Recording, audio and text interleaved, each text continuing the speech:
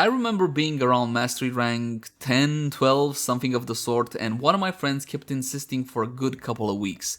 Dude, build the Amprex. It's got a whole lot of damage, it's got AoE, everything you need to make your life easier in Warframe. Now, he knew what he was talking about, but I purposely avoided the Amprex because it looked, and I still think it looks kinda ugly, but oh my god, was he ever right about the damage capabilities of this glorious primary weapon. And today, my friends, I have the absolute pleasure of revisiting the Amprex. Hey guys, welcome back. As always, my name is Leyzar, and I got a couple of builds lined up. Something cheap, something affordable, and a couple of variations that mostly any Thanos should be able to build. But of course, we also got the quote-unquote endgame set up with a Riven and everything. That said though, please keep in mind that my builds and guides usually take a new player friendly approach. I like to take my time and explain whatever I feel is necessary for newer players. That's because there's a lot of info here and I want anybody watching to understand how the weapon functions and how it should be built. So in case you're a vet and you already know most of this stuff, please bear with me. And with that out of the way, let's jump into the Amprex. This video is brought to you by me and all the fantastic people that choose to support the content. Thank you guys so much. Want to get access to fantastic perks such as loyalty badges, custom wallpapers, and the option to vote on what I work on next? That's how this review happened, by the way. Check the link in the cards right now or click on the join button which is next to the subscription button. You can support the channel via Patreon, YouTube membership, or even Twitch subs. Links are in the description down below. Let's begin by checking out how the weapon handles without any mods equipped, and for that, just a couple of free shots. The Amprex is perhaps one of the more famous weapons in Warframe because for the longest while, this one and the Ignis Wraith dominated the primary weapons. And don't get me wrong, the Amprex is still one absolutely bloody glorious weapon. That said though, it's a beam weapon, and being a beam weapon, it has a limited range of 18 meters, my friends. Something like this. And if this is not enough for you, you can always use Sinister Reach on the weapon, further increasing that range. But not only that, I'm not hitting just one target. What I am hitting is multiple targets, because the initial beam is going to be arcing up to 4 additional targets. Fantastic, right? Well, yes, but there is a catch to it. The damage gets halved with each and every single jump. So first jump, 50%, next jump, 50% of that, and that, and that. So the actual damage isn't really all that high, but you do have a good amount of AoE.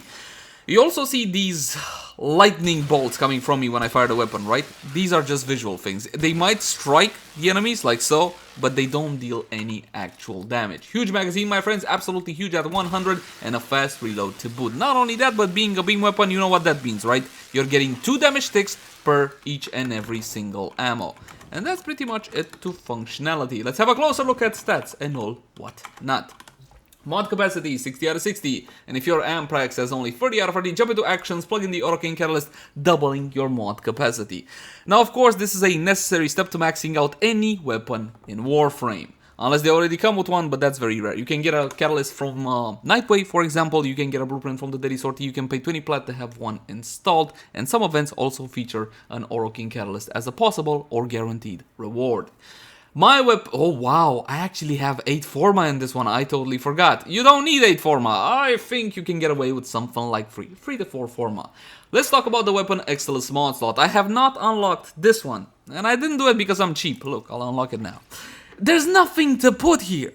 Nothing really. I mean, vigilante supplies, perhaps, if you're having ammo issues and you don't like to use carrier and ammo pads and you have nothing to waste your resources on, then yes, you can unlock this one. But other than that, I don't know, perhaps you want some extra accuracy with guided ordnance, which you really don't need, even if you use heavy caliber on the weapon. So honestly, this one is simply not worth it. Speaking about accuracy though, 12.5, can you use heavy cal? Yep.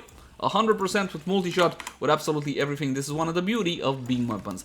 Let me show you really quick how that one works. Now, do you guys dig the fashion? I really hope you do, because we're not going to be using this right now because it gets in the way of everything. The shoulders, the siandana, the everything. So again, when it comes to accuracy, you can use heavy caliber if you so desire. It's not really an issue. You saw those orange crits? Weapon Excellence mod slot. That's basically why. You're getting a crit power up from the Vigilante set. And that's pretty much all there is to it. When it comes to the critical stats on the weapon, you got 32% as a base, which is absolutely high. Now, the highest in Warframe is about 50%, but this one is still absolutely glorious, and a 2.2x critical multiplier. Now, my friends, if you got a high base critical chance, but a low multiplier, it doesn't really matter, because basically that will dictate how much damage you actually do with your crits. A fire rate of 12, which is actually quite solid, magazine of 100, multi-shot of 1, of course. Reload on 2.6 seconds. Now, honestly, this always felt faster to me than 2.6. I didn't take the time to actually, take a stopwatch and time it, but it honestly felt faster than 2.6, which, as a number, is a bit on the lengthy side, isn't it? Riven disposition of 2 out of 5 because this is a popular weapon still, but I believe that Riven mods are still worth getting for this weapon. I paid 55 plat for this. 55 plat, come on, 50. It was unrolled. I destroyed with the rolls, but basically critical damage and toxin, by default I could use Argon Scope, just 55 plat. And you can get an unrolled Amprex for 50 plat. My 2 cents, hashtag worth. Imo. 22% base damage of electricity with a status chance of 22% as well, solid numbers on those. Now, let's have a quick look at a normal standard build. And you got damage acceleration, multi-shot with split chamber, critical chance, critical damage combo between point strike and vital sense. Hunter munitions has to be here. Alright, it's that powerful, it's a fantastic mod, it adds a lot of power, regardless of my personal feelings towards it. Now, you also got the 260-60 mods forming vital damage, because why would you moo if you don't vital? That makes no sense. Now, for those of you guys which are lower in the mod, you're newer to Warframe and you don't know what this is about, Hunter munitions basically will get us a whole lot of slashes on our target because of the high critical chance that we got on the weapon. Slash right now in Warframe is a very powerful status effect. It applies the damage over time to your targets, as I will showcase. Vital damage works very well with that because it will beef up the amount of the damage amount from the bleeds, as you will see. Essentially, if you're not going moo, then you're not going vital. And if you're not going vital, then you're not going moo. These three kind of go together like peas in a pod, for the most part. But you still have one more mod slot left on the weapon, right? This is your option slot. Allow me to highlight a couple of worthy options. First of all, heavy cal. You can definitely go with heavy cal, another 165% damage, the same amount as serration, minus the accuracy, which in this case particular doesn't really affect you. So this will be the initial build. Then we're gonna change a few things up, and we're gonna see exactly which builds performs better. But before that, let me make sure I don't have, okay, nothing to skew the test results. Level 120, Corrupted Heavy Goons as per the usual. I promised I changed my frame, didn't I? I forgot. Anyway, we're gonna test this one like this. You go for a headshot, you hit the target till about 50%, then you watch the bleeds absolutely annihilate the take a look at all the bleeds, but you see the values? The values are all over the place and they're not really all that high because, again, you're losing 50% of that beam damage when it jumps. This is why this guy got a whole lot of damage, but this guy not as much damage, and this guy almost no damage. You get it? You get it? I'm sure you do. You're very intelligent individuals after all. You got fantastic tastes in contents, as you can see. There you go. Bleeds absolutely wrecking the target. So if you were to go to town, definitely. Putting punch through on the weapon, you might think, hey, am I not getting more arcs? Well, basically, your main beam is going to go for multiple targets, but you're not going to generate additional lightning chain beams, if that makes any sense. Hopefully, that made sense. And this is performance with a normal standard everyday build. It's more than worthwhile, definitely. But you can improve on this recipe. But before I forget, I hope you enjoy the fashion, but it gets in the way of everything because he's so beef. This is for melee, mostly.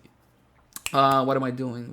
Oh, yes. How about we go with Protea? If I remember correctly, she has the absolute same colors. There we go. Perfect. This will work perfectly for our needs. She's also more voluptuous than Rhino. Instead of heavy caliber, here's another good option. You can, yes, of course, you can go with multi-shot. I mean, this one is never wrong, almost. There's one weapon where Vigilante Armaments and Split Chamber is not really a good idea, but this is definitely not it. We can go with more critical chance from Argon Scope now. Guaranteed crits, mama, because Argon Scope, because of Heart of Deimos, is super cheap. Everybody has it. It's no longer expensive. I think it's like 50 plat from the trade chat. I don't even know if it's 50 plat or not. I have no idea. I checked Warframe Market. But with this one, I'm going to 123.2% crit chance. The point is guaranteed critical chance and a 23% chance per hit on my target to go to orange crits territory. More slash from Hunter Munition. So this is the next option. We're going to go like Sue. You dig my Protea fashion? I work really hard on this fashion. Fantastic. I know. Straight for the head, as per the usual. Look at the orange crits. Beautiful, man. Beautiful. And as before, absolutely annihilating your primary target. The damage values when it comes to AoE aren't as high as something as the Ignis Wraith. So if you're more after AoE damage over single target damage, link in the cards right now for a full and detailed tutorial on the Ignis Wraith. But this one, the Amprex, has superior single target capabilities, as you can plainly see. So this is another option. I would go with Argon Scope instead of Heavy Caliber. Considering the low base damage on the weapon, you can definitely go for something like this. Besides, you like to see orange numbers on your screen, don't ya? Don't ya? So you can go for something like so. There's an argument to be made about fire rate as well. I don't dislike fire rate, nor do I super encourage it on this specific weapon. It is a good idea. And when it comes to fire rate, you can use something like, I don't know, what was it again? Speed Trigger, yeah. Speed Trigger is the standard one with 60%, but I would encourage you to give Vile Acceleration a try. It's 90% at a cost of 15% of your serration, not overall the whole damn. It's not like coming out of the chamber and then taking it's, trust me, it's good. It's good, very good. Allow me to show you, but please tell me I didn't have Corrosive Projection on Protea. I didn't. Awesome. Awesome. Perfect. What? I knew that. Level 120 Corrupted Heavy Goons as per the usual. And this time with Fire Rate. You're not getting those beautiful orange crits anymore, but look at that. That seemed a whole lot faster than it. But again, I am burning through ammo. Look at my ammo. And if you want to take this one to a longer survival or anything of the sort, you might start to care about ammo economy. But to be honest, as long as you have pads and you can drop an ammo pad, from my humble point of view, it doesn't matter anymore. You're not even locked into carrier anymore. You can just drop a simple pad. It's easy to make pads now. You got the blueprints for 100 apiece. You remember when we had to make 1 by 1 by 1? I don't know, or was it 5 by 10, 10 by 5? Anyway, the point is you can make 100 at a time now, which is absolutely bloody glorious and should have been in the game from 1996. But that's not important. What is important? This build. In my opinion, I would go with Argon Scope. That would be my build for this one, if I'm just interested in efficiency and a little bit of sparkle on the screen. But for all you Corrosive fans from Once Upon a Time, how about one more time? For old time's sake, we go Corrosive. So goodbye, Moo and goodbye, Rhyme Rounds. Actually, you're not going to go with Fire Rate. We're going to take out Vile Acceleration. We're going to go with Corrosive. Corrosive, like for example, you're going on the Heart of Deimos, right? Keep in mind that in the Heart of Deimos, in the open world and in the missions and all whatnot, most of your enemies will be immune to viral, right? So you might drop it as well and go for Corrosive instead. If you're not going viral, like we said, we're dropping Moo. That makes sense, right? And we got room for 2 option slots this time, don't we, boys? Yes, we do. So we can go with Heavy Caliber. Hold on, this one kind of asks a lot. And we can also go with Argon Scope at the same time. Or you can go with something like Heavy Caliber Fire Rate with Vile Acceleration. Or you can go Argon Scope with the Vile Acceleration. Whatever you prefer. But this one, to me, is a build after my own little heart. Corrosive. Pure Corrosive on the weapon, my friends, alright? And you don't have the possibility of overstrip anymore since the mainline changes of 2020. Which were rather sad, but that's not important. Full Corrosive on this puppy. Going straight for headshots as per the usual. Oh, yeah, mommy. I likes it. I likes it a lot. I likes it to death. There's no more overstrip. Look at me absolutely melt through these targets. Now, if I was to crunch the numbers and see the actual DPS, Viral Moo would slightly be better, but for something like Corrupted Heavy Goons, that's amazing. It's true, however, this result of the test needs to be taken with a grain of salt simply because those are Corrupted Heavy Gunners and they are equipped with Ferrite Armor. So basically, for my Amprex, this is kind of like best case scenario for my Corrosive damage. It's full Corrosive, high crit, high everything, good critical multiplier against Ferrite Armor. The story will be slightly different against Bombards, but keep in mind that Bombards have a lot lower EHP than Corrupted Heavy Goons, which is why we taste on them. Besides, this offers you a good opportunity to compare all of the weapons I have ever built to see which is more powerful and all whatnot. This is the build I use.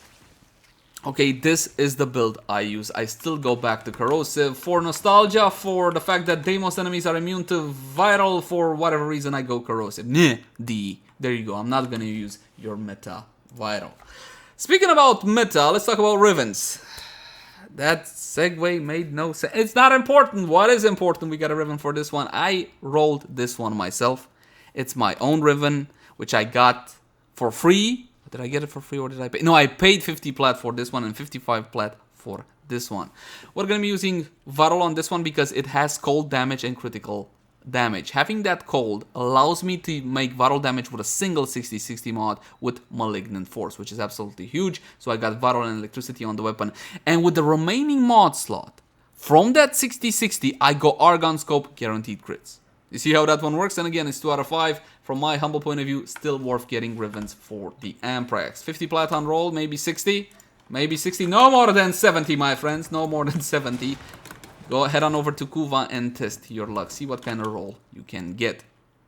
By the way, the skin on the Amprex is the Day of the Dead skin with the skulls, with the thing and the stuff. Straight for headshots, I'm just gonna lightly tap and take a look at that. Absolutely wrecked and destroyed. Of course, in an actual mission, you're just gonna keep your trigger finger pressed down, but I'm trying to showcase the power of those slashes. This is still quite the extremely powerful weapon, and I highly recommend the Amprex to just about anybody. It's easy to use, it's forgiving on gameplay, it packs one hell of a punch, and it has a decent amount of AoE. While it may not be quote-unquote the best weapon in Warframe, as some believed a couple of years ago, it's still one hell of a weapon, and I do highly recommend it.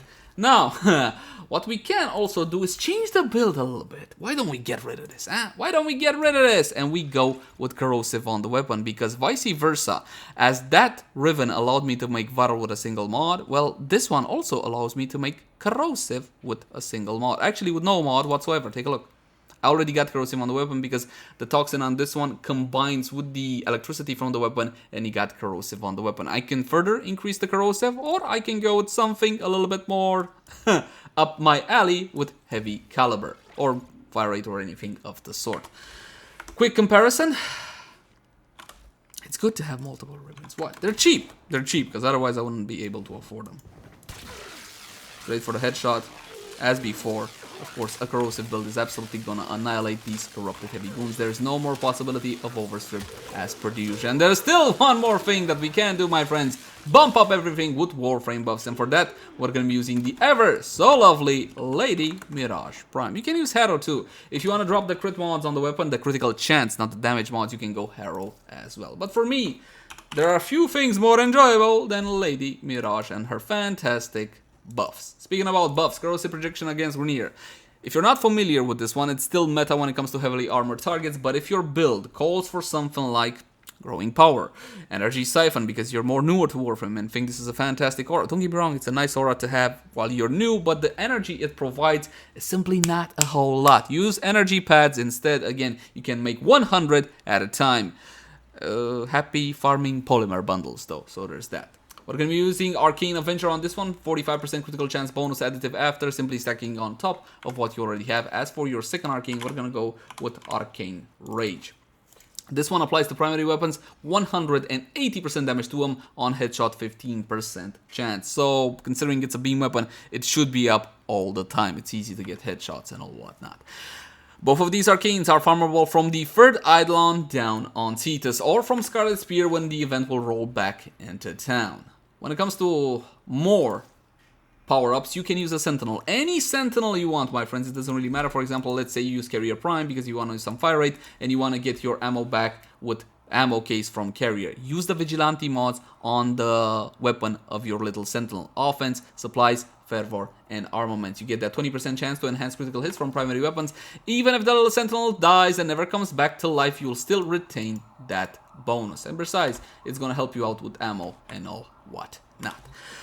We're going to bump up the level to 150. We're going to be unpausing the AI so they can hit me and I can get my glorious, absolutely glorious buffs. Activate Mirages, actually go Empower, then Mirage's free ability, then Empower again, then the Clones. Like so. Ever so lovely clones. And now you see them. Now you don't. I still love this weapon. I still highly recommend it. If this is not good enough for you, my friends, I don't know what is. Get it. Get it now. Build it. It's only MR10, so it's easy to... It doesn't require any super... I think it requires some field run. So you can get that from Invasions. Again, it's not really all that hard to get, and this still is an absolute beast and a powerhouse of a weapon. As always, my name has been Leyzar. Thank you guys so much for watching. Like, favorite, share, and subscribe if you enjoy the content. And if you got any sorts of feedback for me, by all means, drop it in the comment section down below. Also in the comment section down below, if you want to suggest any particular type of content. How about some Among Us? Would you like to see some Among Us? Me and the guys sussing each other. Goni sus, you sus, everybody gets kicked off, we lose the game. Would you like to see something like that? Let me know in the comment section down below. But you can also find me on Twitch, Facebook, Twitter, all the usual places. And if you love the content, consider supporting us via Patreon. Until next time, my friends. Bye-bye.